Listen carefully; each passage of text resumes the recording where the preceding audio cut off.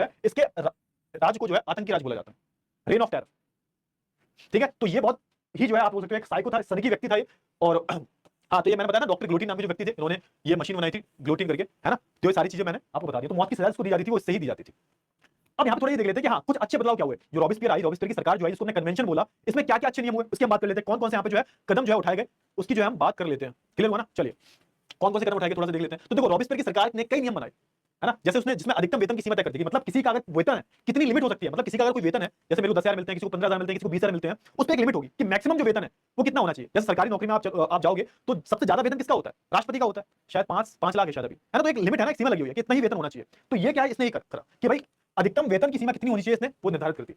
चीजों के दाम तय हुए, पे जो है सामान की राशनिंग की गई। मतलब यहाँ पे क्या हुआ, यहाँ पे हुआ ये कि पहले क्या था, सामान के फिक्स प्राइस नहीं हुआ करते थे। इसने क्या किया, जितने भी सामान है उसकी एक राशनिंग कर दी, एक फिक्स प्राइस पे ले आया कि भाई ये जो सामान है वो इतने प्राइस से, इतनी कीमत से ज्यादा नहीं बिकेगा। तो ये सारी जो काम है, कुछ अच्छे काम भी किए इसने, मरवाया तो बहुत सारे लोगों को, लेकिन कुछ अच्छे काम भी किए इसने, है ना। अब क्या होगा, किसान जो अपना जो भी बेचेंगे, मतलब उसने कुछ किसानों भी अच्छे काम किए, किसान जो भी अपनी सामग्री बेचेंगे, जो भी अपनी फसल बेचेंगे, उसका जो है एक फिक्स प्राइस दिया जाएगा तय कीमतों पर। मैंने बोला कि भैया अगर तुम बाजार में जाओगे तो 15 रुपए किलो तुम्हें जो अनाज मिल जाएगा, 15 रुपए किलो तुम बेच सकते हो अपने अनाज को। तो ये प्राइस जो है फिक्स कर दिया सरकार ने।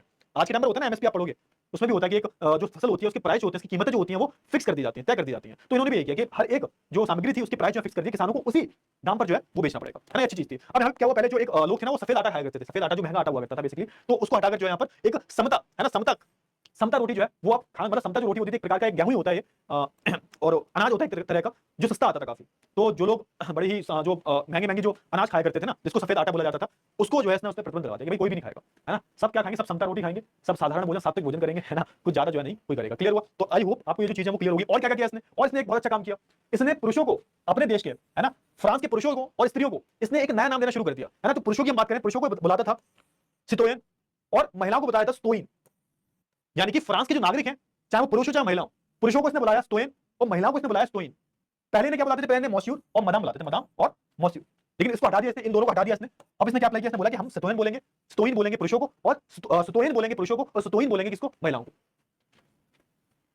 है ना। और एक सबसे बड़ा बदलाव क्या किया इसने, जितने भी चर्च थे, ये अच्छा बदलाव किया इसने, जितने भी चर्च थे इसने उसे बंद कर दिया, और इन चर्चों की जगह उन इमारतों को जो है दफ्तरों और बैंकों में बदल दिया कि भैया ये चर्च हटाओ, जितने चर्च होने चाहिए, जितनी जरूरत है चर्चों की उतना रखो, बाकी के जो चर्च थे उन सबको हटाकर वहां जो दफ्तर बना दिया, बैंक वगैरह बना दिए। तो ये कुछ जो है अच्छे बदलाव उसने किए।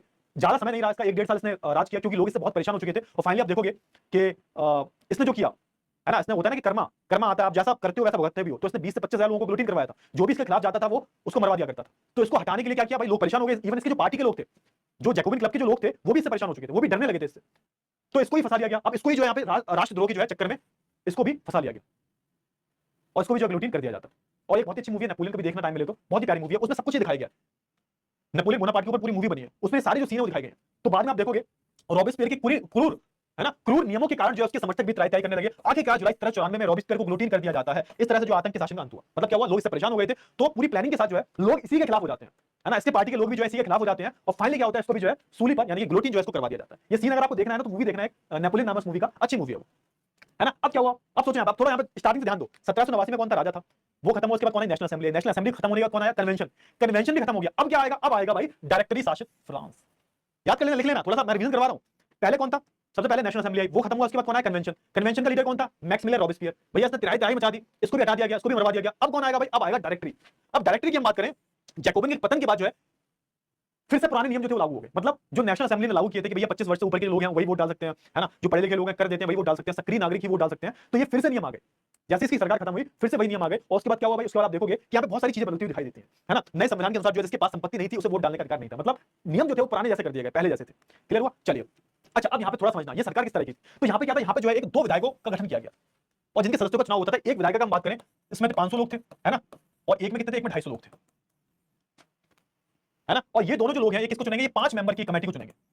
2 विधायकों को चुना जाएगा। विधायक का काम क्या होगा, नियम बनाने का काम, है ना। ये क्या करेंगे, जो भी नियम का प्रस्ताव देंगे इनके ऊपर 250 लोगों की जो दूसरी जो एक कमेटी जो कन्वेंशन बनी थी, दूसरी जो काउंसिल बनी थी, 2 काउंसिल थे इसमें, एक थे 500 लोगों की और एक था 250 लोगों की। ये 500 लोग भी चुनकर आएंगे, 250 लोग भी चुनकर आएंगे, ठीक है। अब क्या होता था भाई, अब ये जो 500 लोग हैं 250 लोग हैं मिलकर क्या चुनते थे, मेरी चौखट पे चल के आज चारों